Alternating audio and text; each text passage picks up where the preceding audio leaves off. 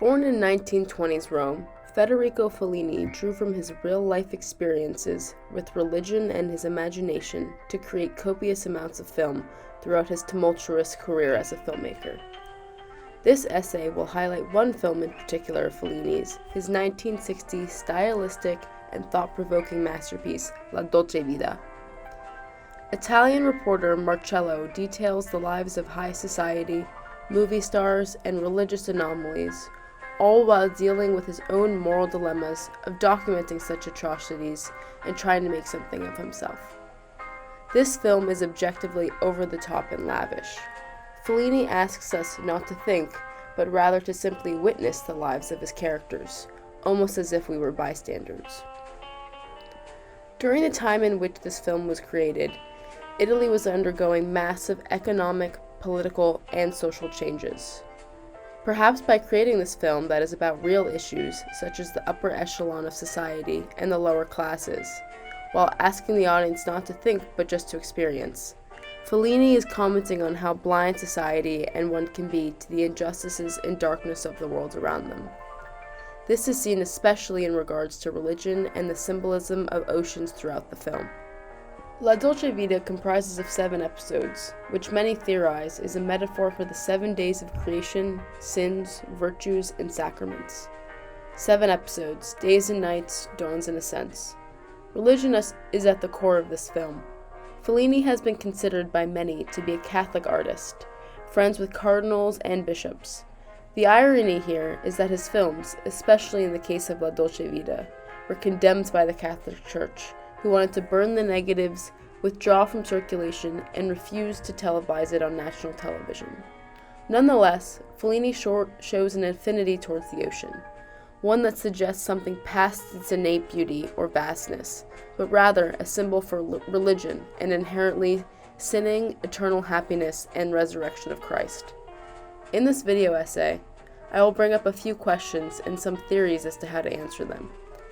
How does Fellini use water in La Dolce Vita to emphasize baptism and absolving of one's sins? Does water symbolize one's sins and/or eternal happiness?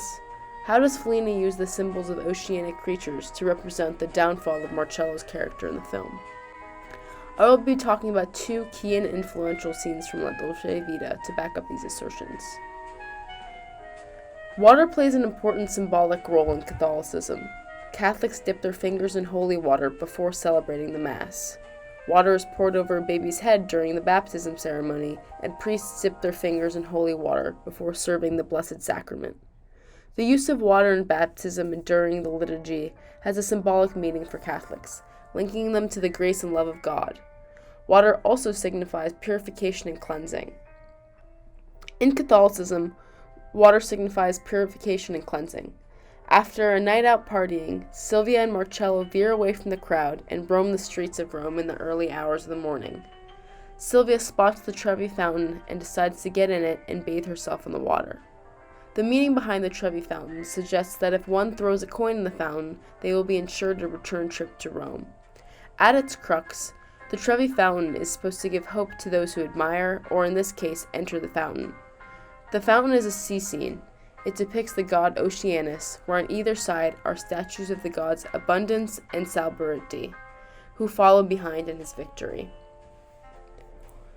The Bible verse John 10:10 says, "I come that you might have life, and have it more abundantly." Jesus is the giver of living water, and in Catholicism, water represents life. In this scene, Sylvia spots the fountain and immediately gets in it. She stands under a water spout with her eyes closed, allowing the water to fall down onto her head. The water falling down Sylvia's face symbolizes a baptism.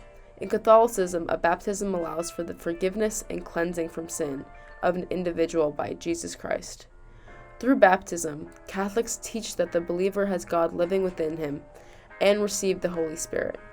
By standing under the flowing stream of water of the Trevi fountain, which represents hope and yearning to push through adversity, Sylvia is attempting to be absolved of her sins and become, quote-unquote, reborn. After doing this, she then spots Marcello and tells him to come in. Marcello sits down and is apprehensive at first, and then repeats, "I'm coming too, I'm coming too." Perhaps Marcello's apprehension is him being afraid of absolving himself of his sins. Maybe he believes that there is no saving him in the eyes of Christ and the church. He's done too much wrong and sinned too much that there's no chance for him. After changing his mind, Marcello starts walking through the water to meet Sylvia and exclaims, "I'm making a mistake. We're all making a mistake." Marcello has choices to make, but he does the best he can through the course of the film to avoid making these choices.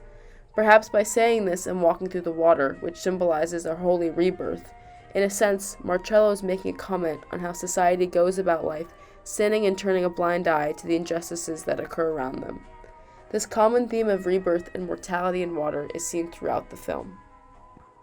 I mentioned in the former part of this essay about the notion of rebirth in the eyes of the Catholic faith, and how Marcello believes society is turning a blind eye to the injustices around them.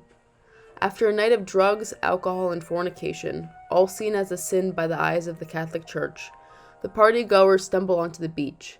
They spot a group of men pulling a sea creature out of the sea, and Marcello comments on how its eyes, quote-unquote, insist on looking at them even while dead. The Bible states that animals are God's creatures. God surrounds them with his care, and in turn, their mere existence blesses God and gives him glory. The sea creature is dead, yet still has his eyes open, looking at Marcello and the group. This is suggesting that God is watching Marcello make poor choices in life that have gotten him to where he is today and won't turn a blind eye. Additionally, according to Jesus in the Bible, a fish represents the symbolic resurrection of Jesus, which is the foundation of the Christian faith. However, in this case, the fish is dead. Maybe this is Fellini saying that there's no hope for religion in the Catholic faith. Thus, there's no point for Marcello to even try to absolve his sins and alter his actions. If the fish is dead, symbolizing Jesus' inability to resurrect, the Catholic faith is dead as well. Furthermore, if we follow the idea that water absolves one from their sins, then when in the water, the sea creature is being cleansed.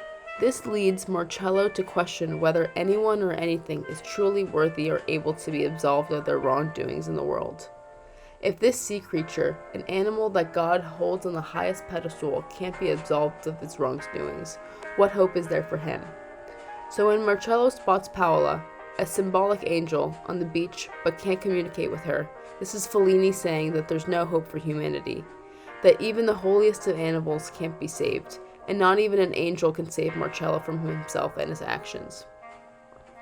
All things considered, Fellini's film La Dolce Vita highlights the use of water to emphasize baptism and absolving one's sins. How water symbolizes one's sins, especially through sea creatures, to represent the downfall of the protagonist Marcello in the film.